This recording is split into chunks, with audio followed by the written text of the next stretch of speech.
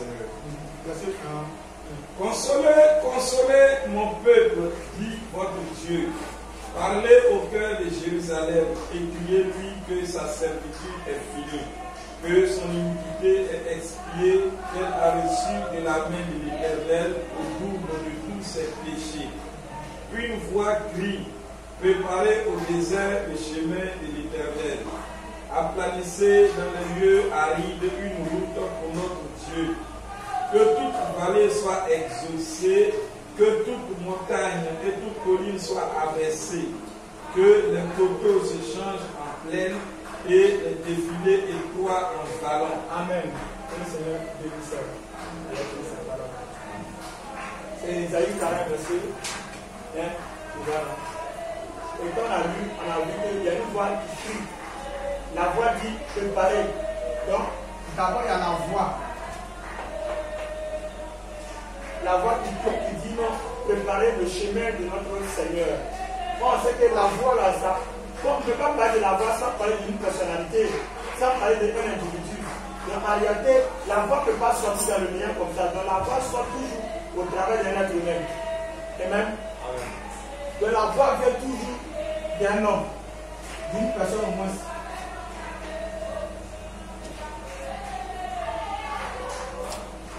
Amen.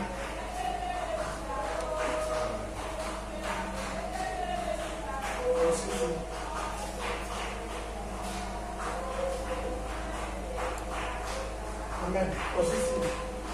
Donc, la voix sort toujours d'une personne. Or, Ésaïe 40 nous dit que, préparez, il y a une voix qui crie dans le désert de préparer le chemin de notre Seigneur. Donc, nous allons chercher à savoir quelle est cette voix qui a crié et qui crie dans le désert. Parce que Ésaïe ici, c'est Ésaïe qui était rentré dans l'esprit. Ésaïe, c'était l'esprit de Christ dans Ésaïe qui criait. Voilà, l'esprit de Christ qui était dans Ésaïe qui était de prophétiser. Donc, Ésaïe était de prophétiser qu'il y a une voix qui sera là, qui va dire non, préparez le chemin de notre Seigneur. Ça, c'était dans l'Ancien Testament. Donc, on va voir l'accomplissement de cette prophétie qui a été donnée par Ésaïe. Que le Seigneur nous bénisse.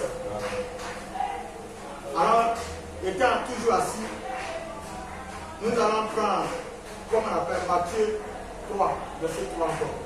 C'est pour donner les versets.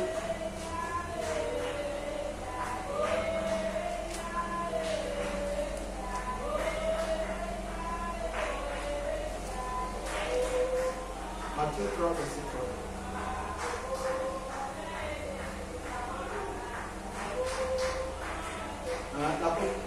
Donc ici on parle de la voix qui doit préparer le chemin.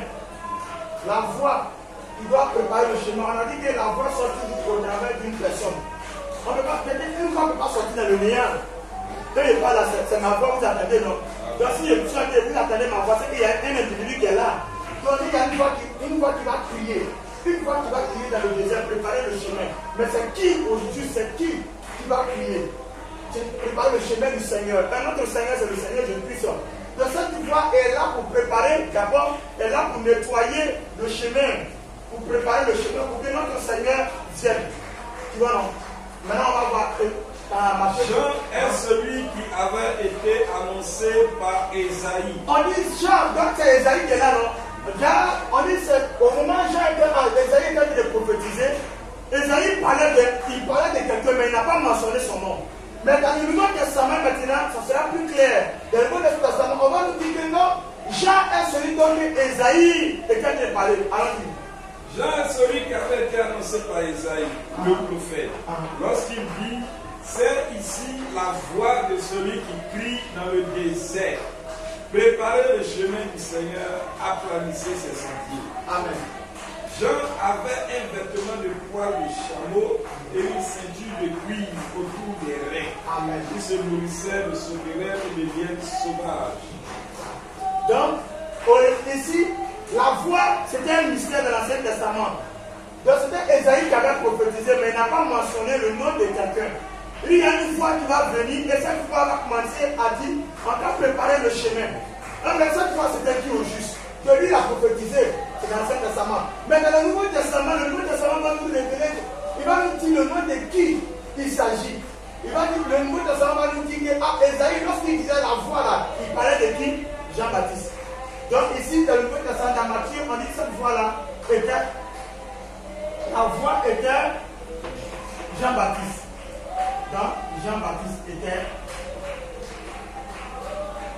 Donc en réalité, Jean-Baptiste était cette voix. Jean-Baptiste était cette voix. Donc on a reconnu la voix. Maintenant, on va chercher, une fois qu'on reconnaît la voix, on va chercher à savoir la mission de la voix aussi. Que le Seigneur nous bénisse. Amen. L'apôtre va prendre dans Marc 1 encore. Marc 1. Dans tous ces versets parlent d'une seule personne. La voix parle d'une seule personne. La voix parle d'une seule personne. Donc ici dans le Nouveau Testament, on a pu identifier qui est cette voix. On a vu que cette voix c'est Jean-Baptiste. Allons-y. Marc chapitre 1. On va dire le premier verset. Commencement de l'évangile de Jésus-Christ, Fils de Dieu. Voilà. Selon ce qui est écrit dans Ésaïe le prophète, voici, j'envoie devant toi mon messager qui préparera ton chemin. C'est la voix de celui qui crie dans le désert. Préparez le chemin du Seigneur, aplanissez ses sentiers. Jean parut, baptisant dans le désert et prêchant le baptême de repentance pour la rémission des péchés. Tout le pays de Judée et tous les habitants de Jérusalem se rendaient auprès de lui. Confessant leurs péchés, ils se faisaient baptiser par lui dans le fleuve du Jourdain. Jean avait un vêtement de poil de chameau et une ceinture de cuir autour des reins. Il se nourrissait de sauterelles et de biens sauvages. Il prêchait disant, il vient après moi celui qui est plus puissant que moi. Et je ne suis pas digne de délier en me dressant la courroie de ses souliers. Moi, je vous ai baptisé d'eau, lui, il vous baptisera du Saint-Esprit. Amen. Vous voyez ici, on a pu identifier la voix. On dit la voix là, c'est Jean-Baptiste. Donc dans Marc 1, Marc aussi il vient et dit que non, cette voix, c'est un messager. Lui maintenant, effectivement, Jean-Baptiste est venu attendre un messager pour venir préparer le chemin de notre Seigneur. Parce que ici, quand Isaïe prophétisait, il a dit que la voix va venir préparer le chemin de l'Éternel, de notre Seigneur. Maintenant, on ne savait pas qui était cette voix. Dans Matthieu, on a eu à identifier que cette voix était qui? Jean-Baptiste. Dans Marc 1, verset 1 à 3, maintenant nous dit que non, Jean-Baptiste est le messager donc qui devait venir préparer en réalité le chemin de notre Seigneur. Donc en réalité, Jean qui la voix, ou bien Jean-Baptiste, ou bien le messager, c'était un prophète qui doit venir. Donc ici, il vient en tant que messager. Messager, c'était un prophète. On va prendre un autre verset, ça peut donner le verset sur le Luc 3, verset 2 à 4. Luc 3, verset 2 à 4.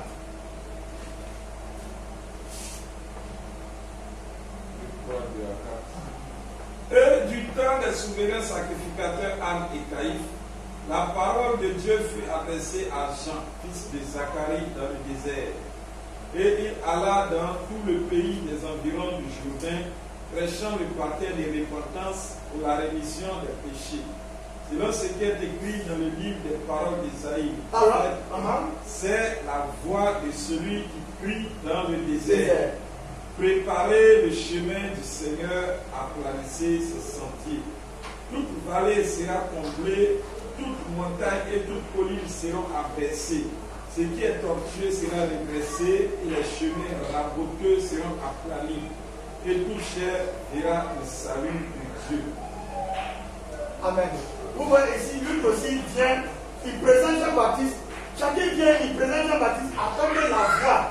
Le messager qui a été prédit par le prophète Ésaïe. Mais Ésaïe, lui, ici, étant dans l'esprit, il n'a pas mentionné le nom de cette voix. Parce que c'était dans l'Ancien Testament, il ne connaissait pas le nom. Il n'a pas eu la possibilité de connaître le nom. Mais lui, il dit non, l'esprit lui dit qu'il y a une voix qui va venir. On ne peut pas parler de la voix sans parler d'une personne. On ne peut pas parler d'une personne si ça connaît son nom aussi.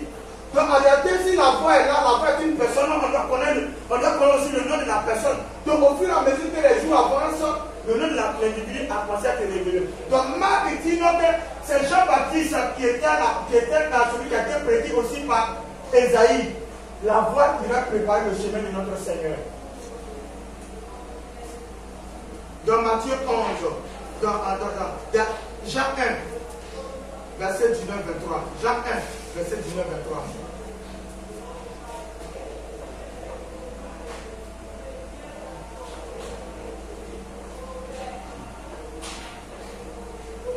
Jean 1, 19 à 23. Voici le témoignage des gens. Parce que les Juifs envoyaient de Jérusalem des sacrificateurs et des Lévites pour lui demander, toi, qui es-tu? Voilà, les gens sont venus au vrai Jean-Baptiste pour lui poser la question, toi, qui es-tu? Lui-même, Jean-Baptiste, maintenant, il est là. On dit, il est la foi. Maintenant, les gens viennent vers lui pour lui demander, toi, qui es-tu? Là, ce qu'il a dit. Il déclara, et ne le nia point. Voilà. Il déclara qu'il n'était pas le Christ. Il dit que moi, Jean-Baptiste, je ne suis pas le Christ. Et il lui demandait, quoi donc? Es-tu Élie? On lui pose la question, es-tu Élie? Et il dit, je ne le suis point. Voilà, tu vois ici, non? Je sais que par la double venue d'Élie. Double venue d'Élie. Alors on lui pose la question, mais toi, qui es-tu? Les gens ne savent pas l'identité de Jean-Baptiste. Ils veulent connaître qui est Jean-Baptiste. On dit, toi, qui es-tu? Maintenant, on lui pose la question, es-tu Élie? Il dit, non, je ne suis pas Élie. Et là, il va répondre. Es-tu le prophète? Es-tu le prophète? Et il répondit, non. Il dit, non, je ne suis pas le prophète. Il lui dit, alors, qui es-tu? Voilà. Afin que nous donnions une réponse à ceux qui nous ont envoyés. Puisque ce sont des personnes qui les ont envoyées, et forcément, leur patron veut une réponse favorable. Donc lui, on lui pose la question, mais qui es-tu? Il ne veut pas répondre. Il a fait comme ça. Maintenant, donne une vraie réponse pour qu'on puisse donner ça à nos patrons. Que dis-tu de toi-même? Toi-même. Moi, dit-il, je suis la voix de celui qui crie dans le désert. Voilà, maintenant Jean-Baptiste va dire aux gens maintenant que la voix là, la voix comme que Esaïe avait dit, ça mentionne le nom, il dit c'est moi, je suis la voix qui doit préparer le chemin de notre Seigneur. Aplanissez le chemin du Seigneur. Je dois le nettoyer, déblayer, pour que notre Seigneur vienne. Comme a dit Esaïe le prophète. Amen. Ceux qui avaient été envoyés étaient des pharisiens. C'était les pharisiens. Nous voyons que le Seigneur nous dise. On va prendre dans Malachie 3, verset 1 encore. Malachie 3.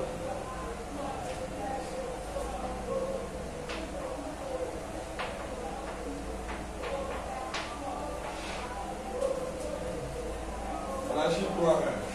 Voici, j'enverrai mon messager. Il préparera le chemin devant moi. Et soudain appellera dans son temple le Seigneur que vous cherchez. Et le messager de l'alliance que vous désirez. Voici, il vient, dit l'Éternel des armées. Alors Malachie aussi dit que non. Malachie rentre, c'est un prophète, il rentre dans l'esprit. Alors, dans l'esprit de Christ, il dit encore, j'enverrai mon messager. Donc celui qui doit venir là, c'est un messager. Il dit, j'enverrai mon messager pour préparer le chemin de notre Seigneur. Plus si Malachie, il parle d'un messager aussi. Et ce messager est l'ange de l'alliance. Donc ce messager-là, il va dire, on va reconnaître le nom de ce messager aussi. L'ange de l'alliance. On va prendre Matthieu 1, verset 7.